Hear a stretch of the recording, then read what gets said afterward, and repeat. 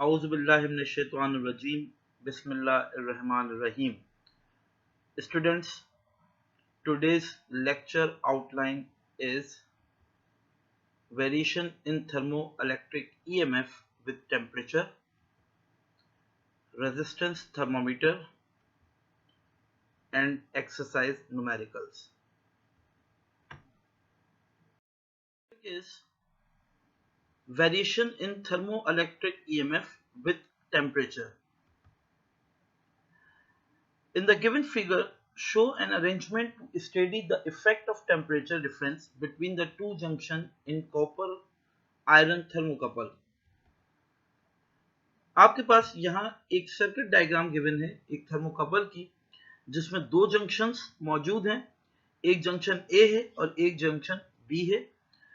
इस थर्मोकपल को एक गैल्वानोमीटर के साथ कनेक्ट किया गया है, जो कि करंट की डिटेक्शन के यहाँ काम आएगा कि जब आप इस थर्मोकपल में हीट के जरिए से ईएमएफ जनरेट करेंगे तो उस ईएमएफ की वजह से जो करंट फ्लो होगा इस पूरे सर्किट के अंदर, उसको मेजर किया जा सके या उसको डिटेक्ट किया जा सके इस गैल्वानोमीटर के जरिए से। ये दो जंक्शन ए और बी दो डिफरेंट टेम्परेचर्स के ऊपर रखे गए हैं। बी 0 डिग्री सेंटीग्रेड पे मौजूद है और ए जो है वो आपके पास हॉट टेम्परेचर या हॉट वाटर के अंदर मौजूद है, जिसका टेम्परेचर वेरी कर रहा है। Keeping the junction B at 0 degree centigrade, the temperature of junction A is increased. When both junctions are at the same temperature, there is no thermo EMF.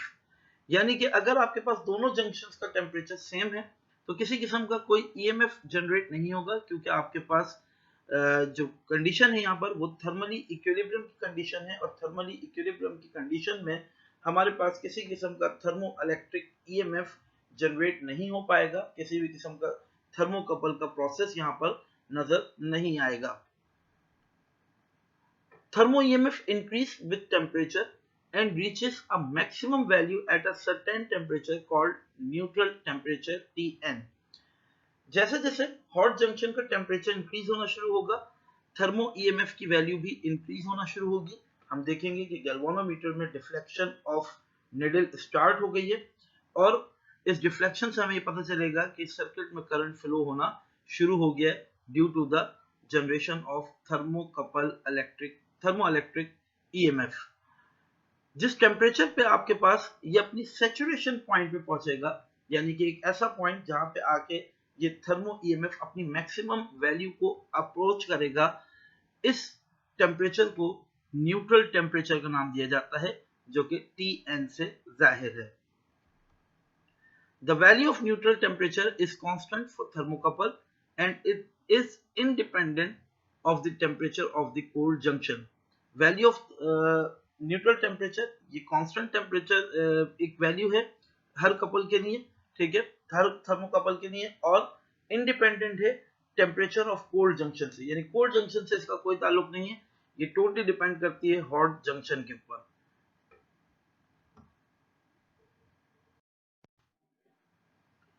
As the temperature of the hot junction is increased, the thermo EMF start decreasing instead of increasing.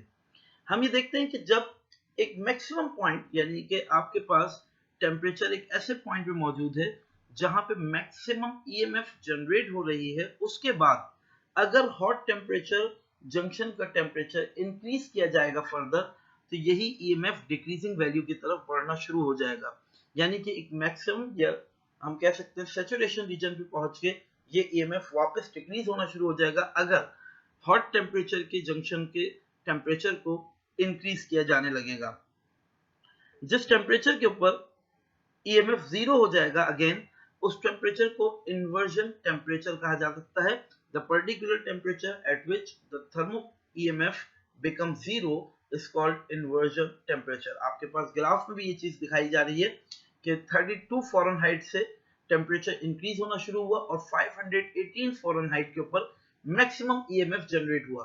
Then उसको अगर वापस EMF को बढ़ाया जाने की सूरत, हम कह सकते हैं टेम्परेचर को अगर बढ़ाया जा रहा है ये देखने के लिए कि हमारे पास EMF फर्दर इंक्रीज हो रहा है, तो ऐसा नहीं होगा, EMF डिक्रीज होना शुरू हो जाएगा वापस और 1004 फ़ारेनहाइट पे, यानी कि वो टेम्परेचर है जिसको आप इन्वर्जन टेम्परेचर कह सकते हैं, वहां पे आके आपके पास ईएमएफ की वैल्यू अगेन 0 हो गई है।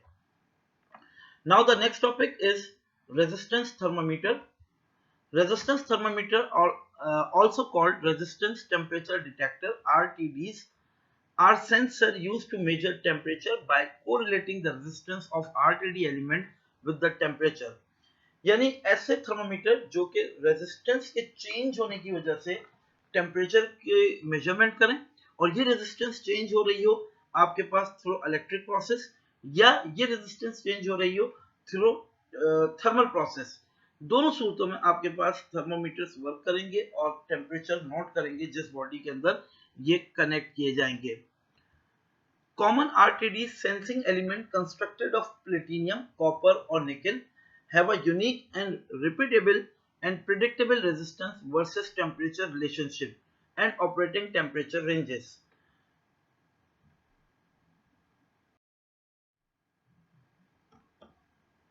The R versus T relationship is defined as the amount of resistance change of the sensor per degree of temperature change।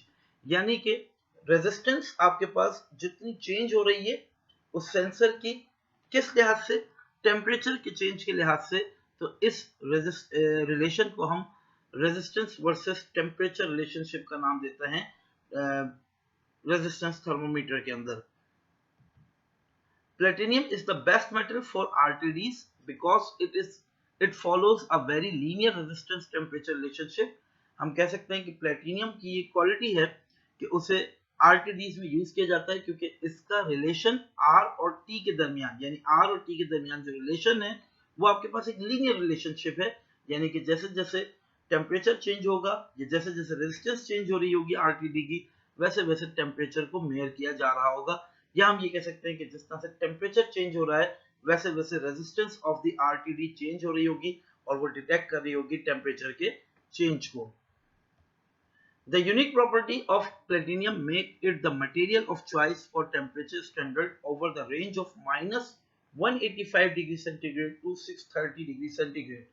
They are slowly replacing the use of thermocouples in many industrial applications below 600 degrees centigrade due to high accuracy और repeatability। Platinum को ज्यादा से ज्यादा use किया जाने लगा है आजकल इंडस्ट्रीज में थर्मोकपल्स की जगह पर। क्यों? क्योंकि इसकी स्टेबिलिटी ज्यादा है, एक्यूरेसी ज्यादा है, बहुत ही लो टेम्परेचर से लेके बहुत ही हाई टेम्परेचर तक ये इजीली वर्क कर रहे होते हैं विदाउट एनी प्रॉब्लम और any disturbance.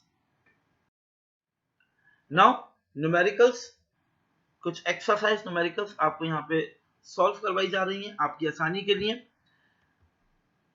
Question number 1, a battery has an EMF of 12.8 volt and supply a current of 3.2 ampere. What is the resistance of the circuit?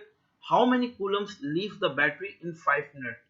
आपके पास यहाँ पर ये न्यूमेरिकल ओहम्स लॉ से रिलेटेड है और इसके अंदर दो चीजें फाइंड की जा रही हैं, एक तो रेजिस्टेंस ऑफ द सर्किट और दूसरा नंबर ऑफ चार्जेस जो उस सर्किट के अंदर मौजूद हैं।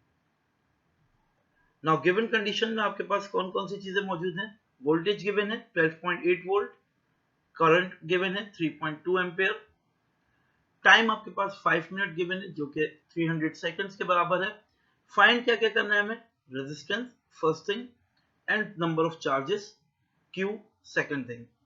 सॉल्यूशन कर लेते हैं इसका। According to the Ohm's law for the resistance, V is equals to IR. By rearranging this formula, we get R is equals to V over I. By putting the value of V and I in the formula, we get 4 ohm, a result of our first part of this problem. Second part of this numerical for Q, यानी कि charges के लिए I is equals to Q over T, current का formula होता है, and Q is equals to IT, which is equals to 3.2 multiplied by 300, which is equals to 960 degrees centigrade, 960 degree coulombs, and the total number of charges 960 coulombs. Second numerical, a carbon electrode has a resistance of 0.125 ohm at 20 degrees centigrade. The temperature coefficient of carbon is minus 0.0005 at 20 degrees centigrade. What will be the resistance of the electrode at 85 degrees centigrade? जहां आपके पास resistance का effect जो भी temperature की वजह से change आ रहा था उससे रिलेटेड एक प्रॉब्लम है, यानी टेम्परेचर इफेक्ट ऑन रेजिस्टेंस और रेजिस्टिविटी, इससे रिलेटेड आपके पास ये न्यूमेरिकल गिवन है।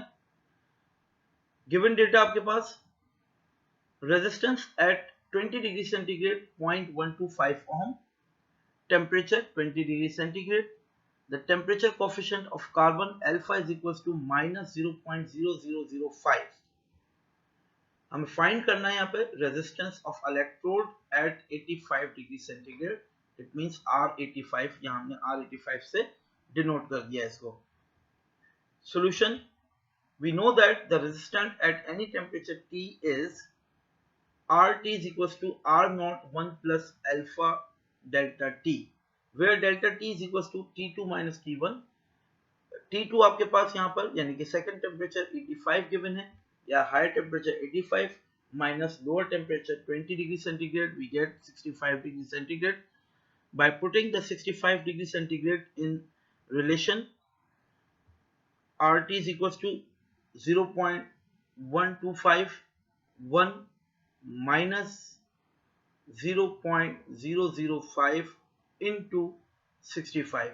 अल्फा की वैल्यू माइनस के साथ थी, माइनस और प्लस मल्टीप्लाई किया तो माइनस आपके पास वैल्यू आ गई। देन इसको सॉल्व करेंगे, so we get RT is equals to 0.12 ohms। ये आपके पास 85 डिग्री सेंटीग्रेड के ऊपर रिजल्ट।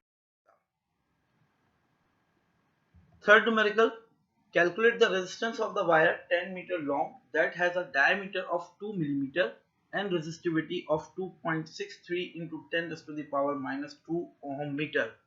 रेजिस्टिविटी से रिलेटेड आपके पास न्यूमेरिकल है। गिवन डेटा के मुताबिक length L is equals to 10 metre, diameter 2 millimetre, resistivity आपके पास गिवन है 2.63 into 10 raised to the power minus 2 ohm meter। हमें फाइंड करना है यहाँ पर resistance of the wire. Solution आपके पास, रेजिस्टेंस का फॉर्मूला होता है R is equals to rho L over A, यानी resistivity multiply by length of the resistor divide by area of the resistor. As we know that area is equals to pi R square, और R की value आपके पास जब हमारे पास diameter given है और radius find करना है तो डायमीटर हम रेडियस फाइंड करने के लिए डायमीटर को डिवाइड कर देते हैं 2 से। यहाँ हम इसको पुट करेंगे तो स्क्वायरिंग जब होगी तो d स्क्वायर हो जाएगा और डिवाइड बाय 2 जो होगा वो 4 में चेंज हो जाएगा, तो फॉर्मूला आपके पास हो जाएगा pi d square over 4। Value put कर दीजिए, पाई की वैल्यू 3.14, 2 मल्टीप्लाई बाय d की value 4 into 10 raise to the power minus 6। आप जब d की वैल्यू यहाँ पुट करेंगे उसका स्क्वायर करेंगे तो ये वैल्यू आ जाएगी डिवाइड बाय 4, तो आपके पास रिजल्टेंट आ जाएगा 3.142 into 10 raise to the power minus 6 metre square. ये आपके पास एरिया की वैल्यू आ गई।